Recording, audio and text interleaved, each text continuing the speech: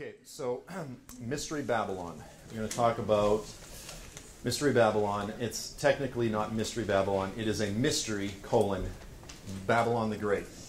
But oftentimes people have sort of used this title, Mystery Babylon, so it's kind of understood. But what we're talking about is Revelation 17 and 18, and also extending a bit into chapter 19.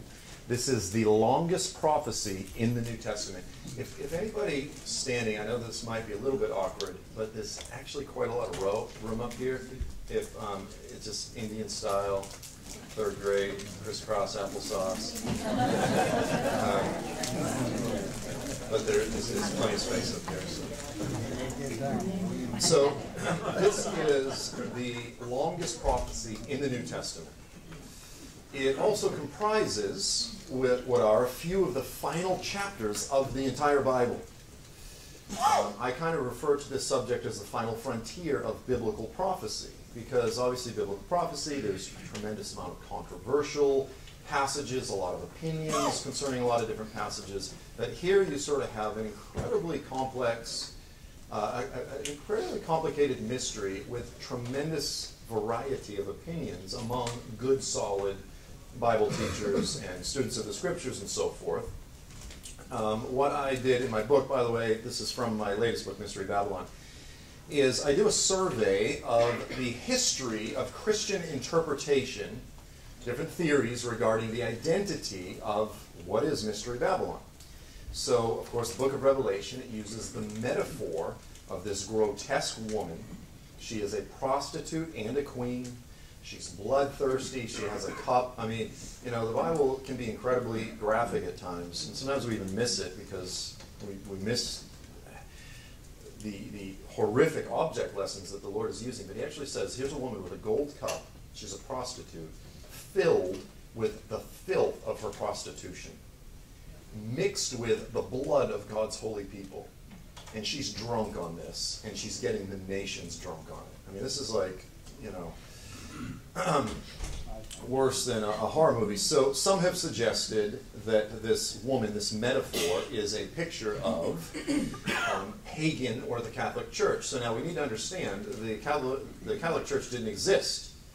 The Roman Catholic Church didn't exist until a few hundred years after the birth of the New Covenant community. And so in the early years, the early church believed that it was pagan Rome. Okay, now we're back in Zeus and all of the pagan gods. They said this persecuting pagan city of Rome is the fulfillment of this prophecy in the book of Revelation.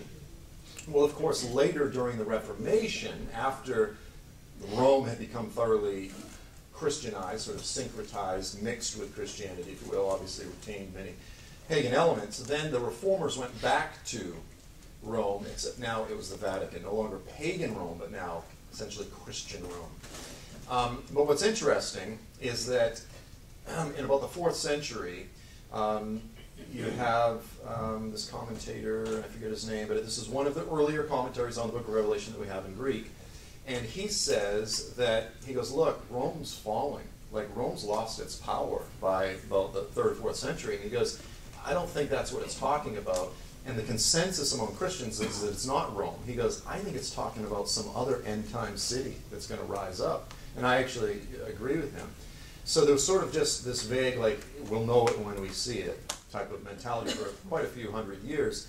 Until about 1000, you had a commentator named Nicholas of Lyra. He was a Huguenot, French Hebrew theologian, Roman Catholic, obviously, highly cited, by the way. I mean, he was like probably the greatest Hebrew scholar of the 11th century, highly cited by many of the early reformers. And he wrote a commentary on Revelation where he said that it was Islam. People don't realize that. So that was the popular opinion for a few hundred years until 1500s, Reformation, when everything then, you know, everything was, you're the great whore, no, you're Babylon, no, you are. And it went back to the Catholic Church, understandably so. But we need to understand it was not just the Reformation. It was not just theological conflict. There was tremendous political conflict that was interwoven into all of this theological power plays that were taking place. And so that dominated. This is what we do. is we take this book, which is thoroughly focused on Jerusalem and Israel. This book is a thoroughly Jerusalem and Israel-centric book. That's the context. That's where Jesus was born. That's where all the stories unfold in with regard to the last days. That's what the battles are fought over. That is the epicenter of the eye of the storm. But everyone always tends to, one, we think our culture and our nation is the center of the world, and our history defines God's history. And so we open this and we go, well, wait a minute, why aren't we front and center? We're Americans. Everyone knows the world revolves around us. I mean, if the world revolves around us, the Bible should revolve around us. And God's like, actually, I don't quite see it through your lens of history. And so likewise, even the reformers in Europe, they would, constantly pointing to the theological or political boogeyman of the day, some earl in the county next door. This guy's the, some antichrist or something, and no, this duke over here is, We always read our current circumstances into, oftentimes, the apocalyptic portions. And people often say, well, aren't you doing that with Islam? And we'll talk about that in my next session. But the fact is, no, all I'm doing is articulating a Jerusalem-centric story about the end times. That's another issue. So there are those who also say that apostate Jerusalem is the fulfillment of Mystery Babylon. Now, many of those who say that are preterists, meaning they believe that Revelation was fulfilled in the past in 70 AD, that it's not something we're looking forward to. I reject that as fundamentally unbiblical. There's a small group that would say it's future Jerusalem, that present-day Jerusalem is going to be Babylon. And there's some pretty solid passages that people point to for that. Jesus says, Jerusalem, Jerusalem, surely a prophet's never killed anywhere outside of Jerusalem. And then it talks about Mystery Babylon being the place that's filled with the blood of the saints. They make some of those parallels. In Revelation, Jerusalem's called the Great City. Babylon's also called the Great City. It also refers to Jerusalem spiritually as Sodom and Egypt. And so, there are some things like that, but again, that whole theory falls short on many, many other passages. Many people, since the late 1800s, you had like E.W. Bullinger, Joseph Augustus Seiss, today Joel Rosenberg, Mark Hitchcock, some of these names. They've been teaching, again, probably the most literal interpretation that you could get is that Babylon is simply Babylon. That in Iraq today, sometime just 50 miles south of Baghdad, Babylon will be rebuilt.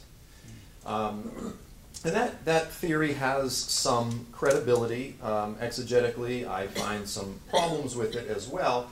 One of them, just sort of as a side note, is it's incredibly anticlimactic. Like the great mystery of Babylon, like this mystery, it's like, drum roll please, here the mystery of the ages is Babylon. Wait, what? Like that's not a mystery. There's no mystery to it at all.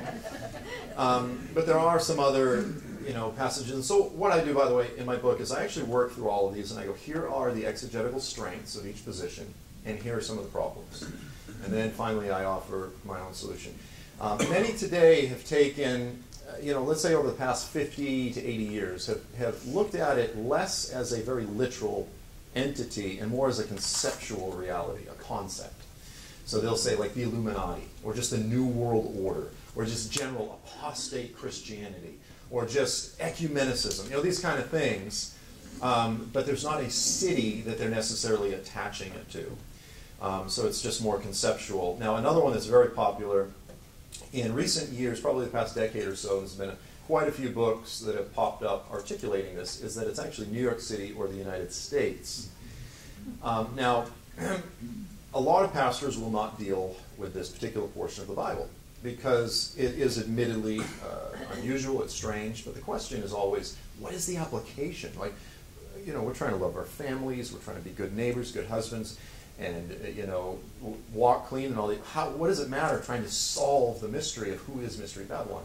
Well, Mystery Babylon is a very real geopolitical entity that will exist on the earth in the last days. It will control and have tremendous sway over the kings of the earth. It will have dramatic sway over the geopolitical landscape of the last days. And specifically, it says that believers that are in Babylon should flee and get out.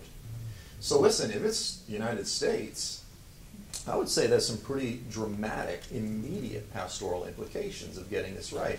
And there's a handful of books, again, that articulate this and say, get out of the United States. There's actually a book that's like, it's a guide for Christians how to flee the United States. Now listen, if the Lord calls you to the mission field, and or just you're adventurous and you want to leave or whatever, great, go move overseas, give yourself to missions. But if you feel the need to flee because you think that this is the greatest embodiment of satanic activity in all the earth, and the Bible commands you to, I would counsel you to make sure that you work through the text carefully. Because this is not something we want to get wrong, right? And by the way, most of the folks that do that, and there's a lot that do, they go down to Costa Rica or whatnot, they come back in about 3 years. Because the bottom line is, the beautiful world out there, and it's fun to go visit a lot of places, but there's still nothing better than the United States, especially if you like convenience. Sometimes you're standing there in Quick Trip and someone's complaining because the line's too long, and I'm like, are you serious? Like, really? Like, yeah, convenience is the one thing that we just really should be complaining about. So first of all, the thing that I would highlight that we just need to begin with is that Mystery Babylon is a very real geopolitical entity. It is not merely a concept. Revelation 17, verse 18, the woman you saw is the great city which reigns over the kings of the earth. It's referred to as a city, the great city, or a city, 8 times. It then goes on to describe an entity in ways that only a very real city could be described. When she's destroyed, we see the smoke from the sea. There's shipmasters and captains that are seeing it. It has dramatic economic impact and so forth. There's just a handful of internal textual reasons to say this is a real city. However, I want to point this out. It is more than just a city. It is also a system. It's a religious system. She represents a very real city, and her primary descriptions are that she is a religious hub, she is the religious capital of global idolatry, and she is the religious heart of the economic fountain for providing for this particular religious pagan reality on the earth. So in a sense, Mystery Babylon is the city, but it's also the religious system. And so we can't just say it's only a city, and we can't say it's only a system or a concept. It's both, but it clearly is something that we can point to and see and identify. That's the point that I want to make. And again, just to throw this out, in the Bible, there's all these metaphors, particularly in apocalyptic literature. We've got the beasts and Daniel and the legs of iron and all these things. The metaphor, the imagery, the symbolism can be pretty confusing. You get to these apocalyptic texts, and then you go, this is really confusing. Dragon with 7 heads and 10 horns, and you go, I would have understood this better back in my weed days. Maybe. But here's the thing, is that whenever you have these passages, an angel comes along and interprets it. And what's amazing is I find so many times I'll find commentaries online, and you'll have people interpreting the metaphorical, symbolic part of the text. And I go, that's not right. Because just read a few verses later, the angel tells us what it is. And like we're so good at just pulling out a little verse here and there and not reading the larger context. We have to read what the angels explain it to us. They go, look, this woman, this metaphor, is a city. That's who she is. So what some people have done is they've said, no, the city is a metaphor that represents something. I go, no, it's not a metaphor within a metaphor. It's a metaphor that represents a city. That's the interpretation. Don't confuse the interpretation for the metaphor. Okay? Pretty clear. She is, as I said, primarily defined in 2 ways. She is a religious entity and a financial powerhouse.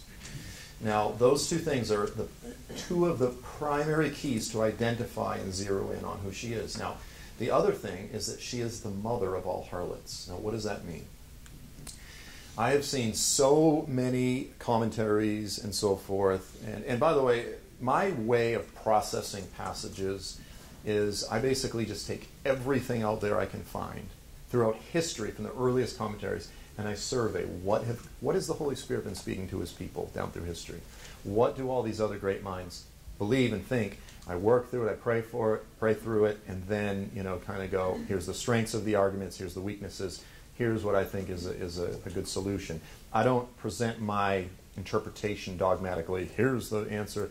The titles publishers like you to say, here's the solution to the great mystery. But really, I present it in a very non-dogmatic. Here's something that the church needs to be prayerfully considering. I'm not a prophetic guru. I don't come with all kinds of secret, revealed revelation and so forth. But this is a big one, is that almost every commentary I see, it looks at this phrase. Now, it says this. It says, on her forehead was a name written. So the Lord's like, okay, guys, I know you're all thick, but I'm going to make it pretty clear for you. I'm going to write it in bold Sharpie across her forehead. Babylon the Great, the mother of harlots and abominations of the earth. I always tell the story before I got saved.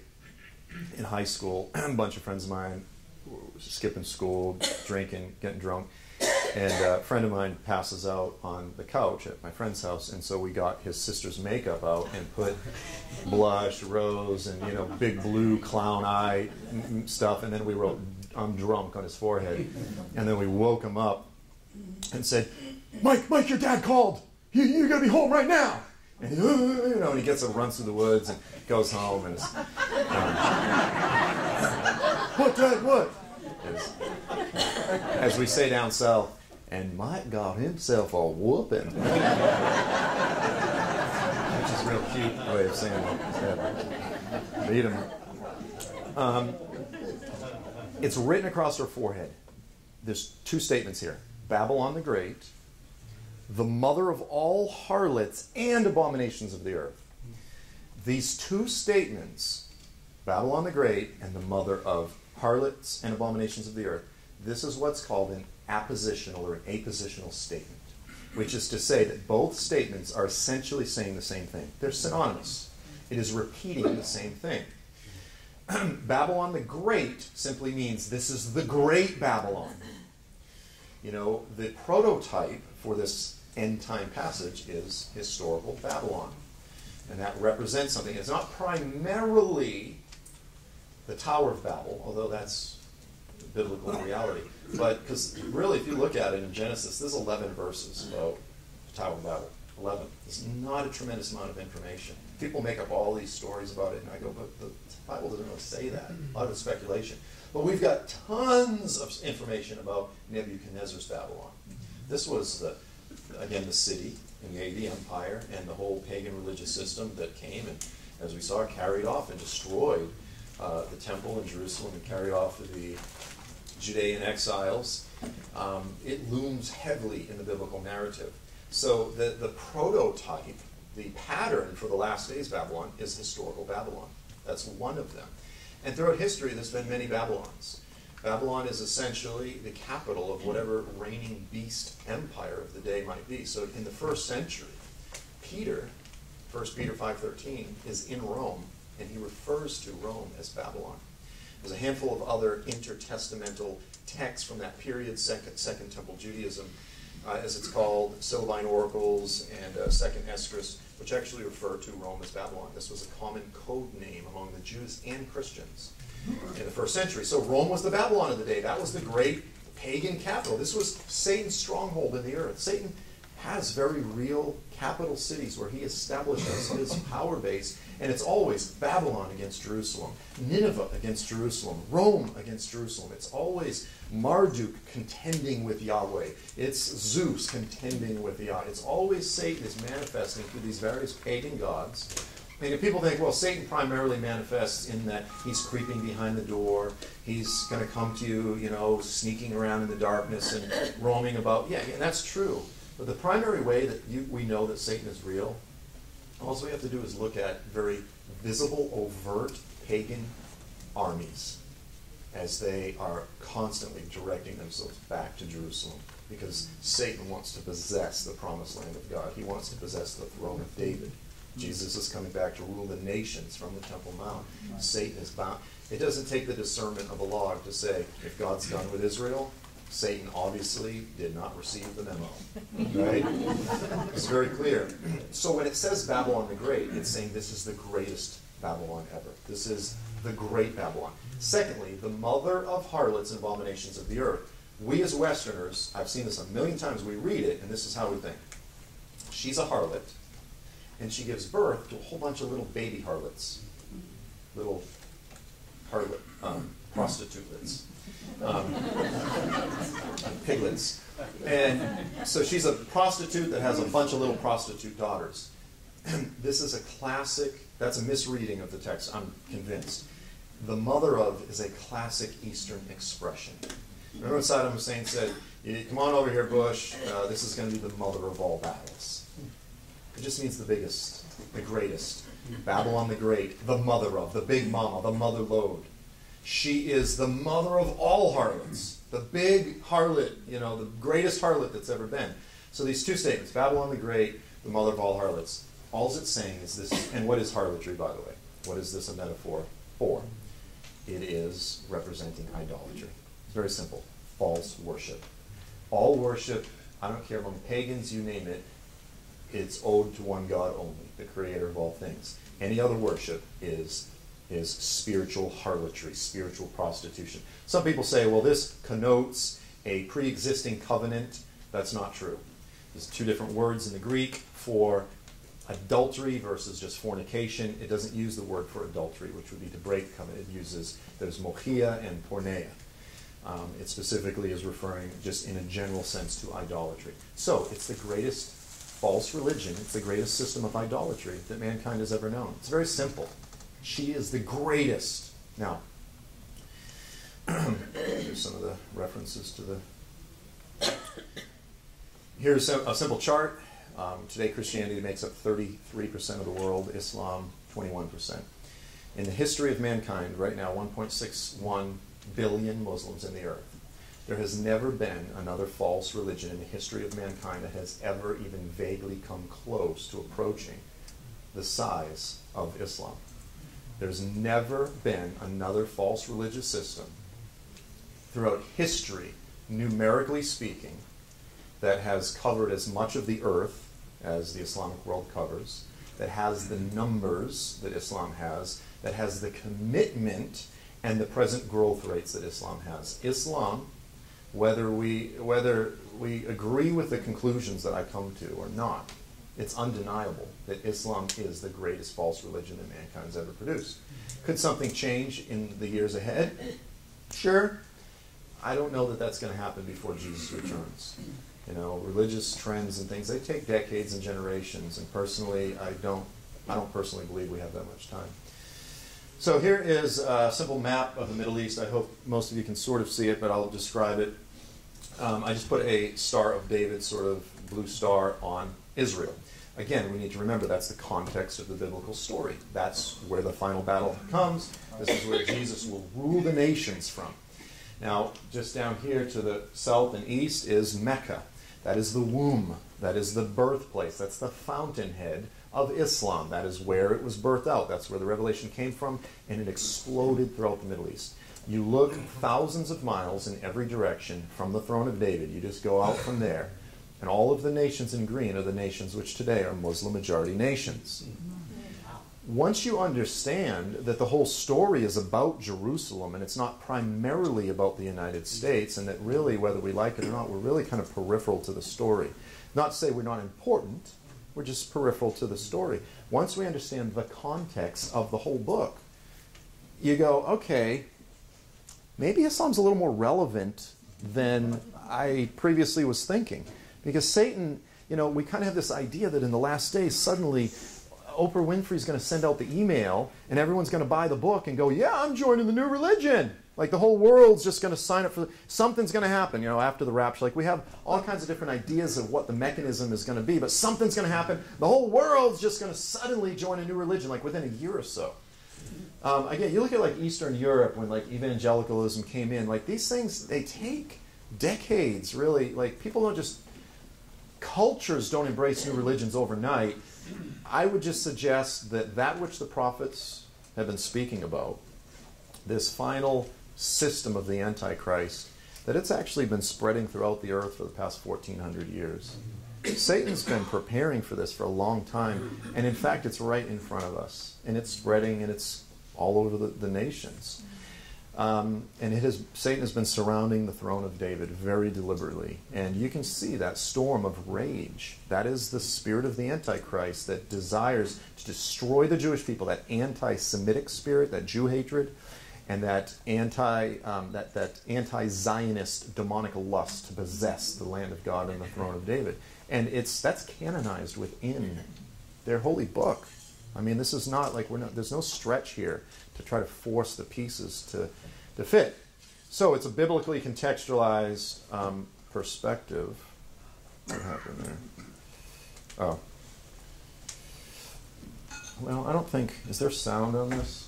I could show you the little video that I made. I didn't make it. My publisher made it for my book. It's kind of neat. I'll share it.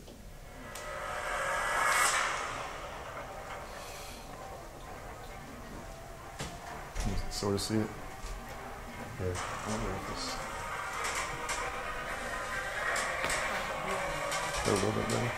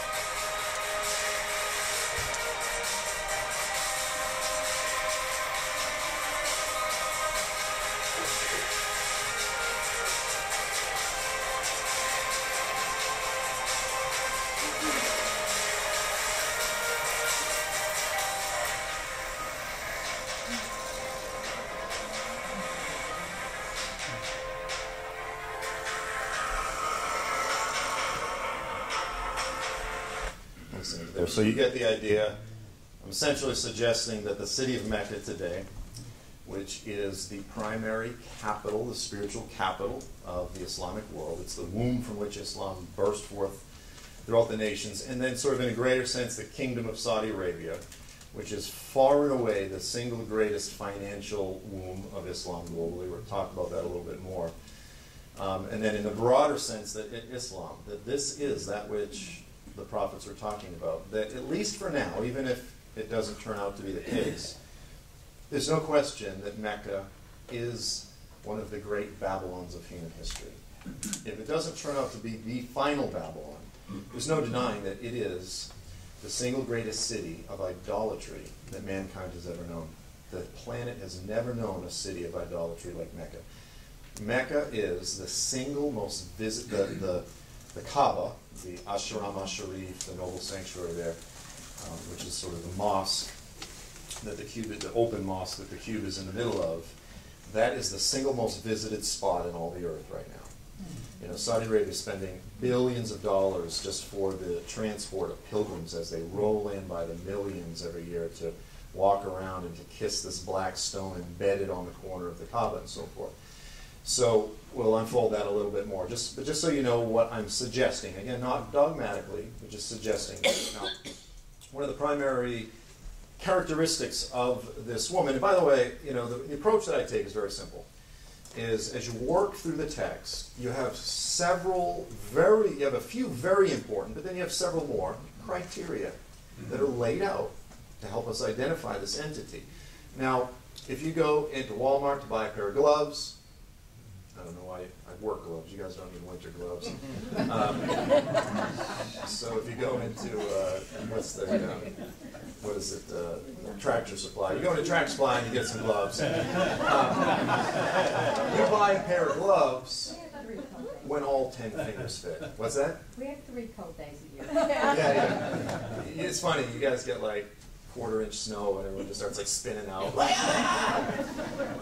Accidents everywhere. But you go and you buy a pair of gloves if all 10 fingers fit. It's real simple. But you don't go like, I tried these gloves on and like 7 of the fingers fit really good. I'm getting them. And it just doesn't work that way. And so as we work through all these different interpretations, we have to lay out all the different scriptural criteria and then go, of all the options out there, which one fits all 10 of the fingers or all of the criteria? Because with each of the interpretations, there's some really good arguments that fingers seem to really fit. But then you get to the other thing and you go, that just doesn't work. It just doesn't work at all. So here's another one of the most important criteria, is that the woman is drunk specifically on the blood of the saints. I saw the woman drunk with the blood of the saints and with the blood of the witnesses of Jesus. 17 verse 6, 18:24, in her was found the blood of prophets, saints, and of all who have been slain in the earth. Now, what some people go is they go, but there's no Christians in Mecca. You can't, so that doesn't work. This is an example of where I go, no, now you're being too restricted. It's only a city. It's, they only have to die in that city. No. Again, in this case, I think it's speaking of the broader system of Islam. She's responsible for the shed blood of the saints. And right now, the top 20 some odd plus most persecuting anti-Christian nations in the world, except for North Korea, they're all Muslim majority nations. There's more Muslims being martyred right now in our day all over the world than at any time, maybe in human. I mean, it's like exploding. If it's in Nigeria, if it's in Texas, it's news for, if it's in Nigeria, 100, and we just barely pay it, but it's happening all over the world right now. And again, I visit the Middle East regularly. Another important point here is, people who say it's the United States. I go, guys, the United States, for all of its faults, all of its flaws, we fall short often of attaining to the principles that we ensconce in our founding documents, freedom, equality. We fall short, no question. But for all of our problems, Hollywood, whatever, because you always hear, kind of get it, if God doesn't judge America, he's going to owe Sodom and Gomorrah an apology. And I go, I read the biblical story, and it says, if there's 10 righteous, will you spare it? And he goes, yeah. I'm like, I think we've got at least 10.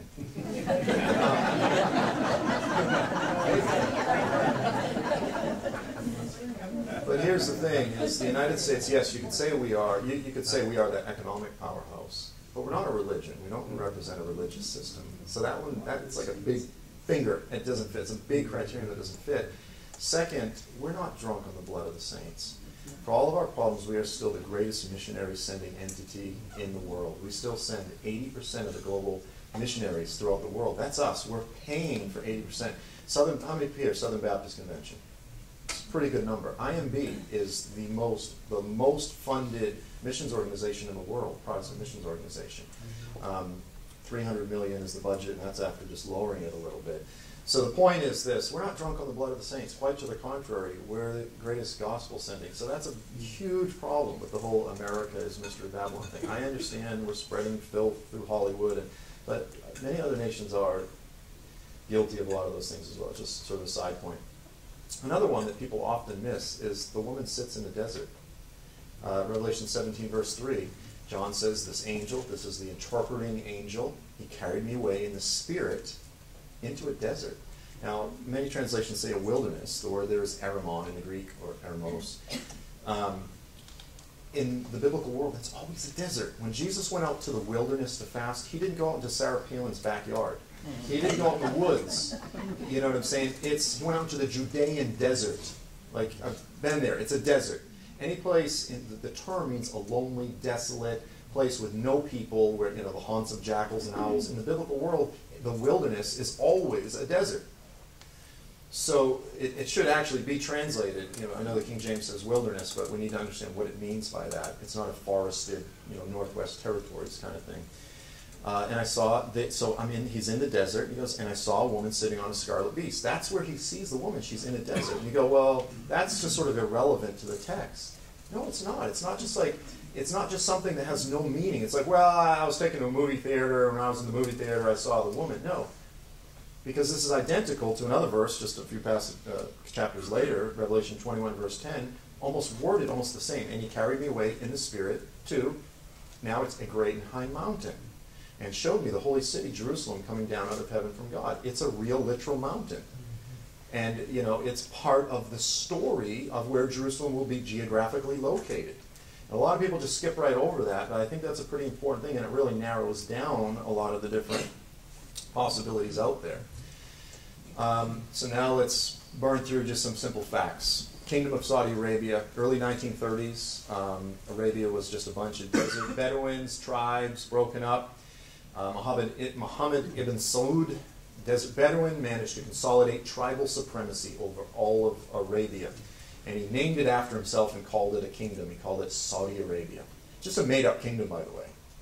You know, just like out of the blue, like this. There's no history of it. Just you won, and you go, oh, by the way, I'm a king. You know, and it's funny because there's actually no room for monarchies within Islamic system, within Islamic Sharia. And that's why a lot of Muslims hate that, but they view it as a Western, construct. In 1936, very shortly thereafter, they struck oil. That's the sovereignty of God, by the way. In what would become the richest and most productive string of oil fields that the world has ever known, Saudi Arabia. Quickly led to the formation of the mega oil consortium named Aramco, of which Texas, and like all these Texas oil guys, it was such a natural fit.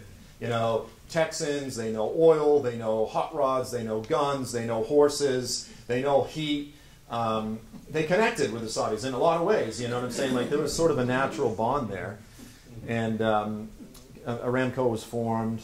A series of governmental and corporate alliances were forged between the U.S. and the House of Saud. We beat England, by the way, in terms of becoming the first ones that would form that alliance. The results have been historically completely catastrophic. Now, they've been beneficial for us, but for the globe, it's been absolutely catastrophic. Now, previous, the House of Saud, the Saudis, they formed an alliance with another group in Saudi Arabia. He was this preacher known as Muhammad ibn al-Wahhab. Wahhab was a radical, and one of his teachers was a guy named Ibn Taymiyyah. Taymiyyah is sort of the father, one of the spiritual thinkers, the fathers of the Saudi kind of Islam that is now referred to as Ibn al-Wahhab. It's called Wahhabism. You've heard that term, Wahhabism. Sometimes it's similar, but it's called Salafism. So Al-Qaeda, ISIS, Boko Haram, Al-Shabaab, all the way over to the Philippines, Abu Sayyaf. Any one of these groups that you name right now that's beheading, that's killing, that's raping, that's pillaging, they all have their ideological fountainhead in Saudi Arabia. That is Saudi Arabian Islam. Now, that's the ideology, but now every time you fill up your tank, just know that it's going to fuel that beast and the spread of that all over the world. She's portrayed as royalty. The woman is arrayed in purple and scarlet. When they put the purple on Jesus, they were mocking him. Oh, you're a king. There's the colors of royalty. She says in her heart, I sit as a queen. I'm no widow. Again, the Saudis have made it up. Hey, we're a kingdom. They are royalty. That's a minor issue. Kind of debate exactly what that means, but they certainly do fit the criteria. Saudi Arabia is the womb of Wahhabism, as I said, from the Islamic centers. So how do they support Wahhabism? Saudi Arabia funds the Islamic centers, funds the mosques all over the world. If there are mosques here in the Tyler area, I would be willing to bet 80%, 90% that it was paid for by Saudi Arabia. It was built by Saudi Arabia. To thousands of madrasas all over Pakistan where they indoctrinate these kids with the most radical kind of Islam. There's many kinds of Islam, many, many different kinds of Islam. This is the worst, most violent, most determined, most intolerant, aggressive form of Islam that has ever existed. And it ties its history back to, again, the early conquests of Muhammad. It raises up the hate preachers in Saudi Arabia, and it sends them out as missionaries all over the world. It creates the books and the information with the Saudi stamp of approval right in it, and then those books end up here in Texas and all over the world, and it calls for the death of Israel, the overthrow of the United States. I mean, it's like amazing. You go, you're letting this in, and these are moderate mosques. There was, back in 2005, this big comprehensive study where one of these Centers for Freedom reviewed all this literature from American mosques, and it was filled with horrific stuff, again, with the Saudi royal stamp of approval. They pay for the literature and send it out. Now, I want to put this in context. The Southern Baptist, the IMB, that's the Southern Baptist Missions Board, International Missions Board, is the most well-funded missions organization, Protestant missions organization in the world. The annual budget right now is $300 million. Okay? The other biggies are the Assemblies of God is huge. You've got Wycliffe. You've got YWAM. Those are some of the biggest. There's a handful of others. When you combine all of the combined Protestant global spending on missions, on the going forth of the gospel throughout the nations every year, it's at about $1.5 billion per year. Saudi Arabia has been spending roughly $1.5 billion every 3 months for the past 40 years. This one kingdom, this one nation, and believe me, we weren't spending $1.5 billion 40 years ago. They are quadrupling the body of Christ single-handedly. But what they're spreading is the single greatest form of antichrist religion, the most violent, persecuting, Jew-hating, antichrist form. Even the Muslims that you know often renounce Salafism, renounce ISIS. That's what Saudi Arabia is spreading all over the world. So many statistics we could look at. Prince Al-Walid bin Talal, in 2004, he's the wealthiest of the Saudi princes. He donated, in 2004, he donated almost $30 million. It was a telethon in Saudi Arabia to support the families of suicide bombers in Israel. This is the same prince today that holds the largest shareholder in News Corp, which is the parent company of Fox News. When I was on, in 2011, I was on Fox News with Glenn Beck before he got kicked off, and it was February, just after the Arab Spring, with Glenn, and I sat down with his producer, and Glenn's outside of Dallas now, and I said, is the Saudi ownership of Fox a problem? He goes, not yet, hasn't been yet. I was on the show, we talked about the Antichrist and Islam, and everyone's, and Glenn said, he goes, look, this has never been done on, this was prime time, this is when Glenn was at the top of his game. And he said, we got to be real careful of how we do it, and don't be this apocalyptic wacko. And I smiled and tried to be real nice, and it was very successful. But about 2 months later, he was off. He was off of Fox, and he said, he goes, if you do it right, we'll have you on again and again and again. Which said to me, he didn't sound like he was expecting to be kicked off. Now, when he left, he goes, oh, this has been in the works for a long time. There was no indication when I was with him that he was getting kicked off. So then later, I'm sitting in Nashville. A few years ago, I just tell the story, I don't know. And I'm sitting there, and some guy, there's a little regional airport, and he recognized me. He goes, oh, yeah, you were on Glenn Beck's, I remember you. And he goes, I know Glenn, I'm from Dallas. I was like, really? He goes, I was just talking to Glenn last week. I was like, oh, you're kidding me. And he goes, and you know what he told me? He told me the reason he got kicked off of Fox was because of the Saudi ownership. And because all my friends used to joke, like, good job, Joel, you got Glenn kicked off of Fox. I was like, I don't think so. I was like, maybe, again, straw that broke the camel's back, because he was out there pushing a lot of stuff. When we come to realize the degree to which the Saudis control American corporations, the same Prince Al-Walid bin Talal donated $20 million to establish an Islamic studies program at Harvard, at Georgetown, at the American University in Beirut, at a handful of other universities. And then he comes to Harvard and lectures the United States about how we need to be more tolerant in a country where you can't even wear a cross. And we kill ourselves to prove how tolerant we are. We're so tolerant, we'll even accept women that become boys that have babies. You go, wait, well, what? We become insane with hyper. And he's lecturing us from Saudi Arabia, where they're beheading people. And the police raid churches. I mean, just the hypocrisy. Corporations on 9/11. All the airfields were shut down, right? No one could fly for a few days, with one exception, the Saudi royals. Remember that? The Saudi royals could fly anywhere they wanted. American senators, politicians, Donald Trump, no one could fly except Saudi princes. And yet 17 of the 19 hijackers were from Saudi Arabia. How does that happen? And they flew the relatives of the Saudi prince that were here, they flew them back. Yeah, yeah. Ma salama. Adios.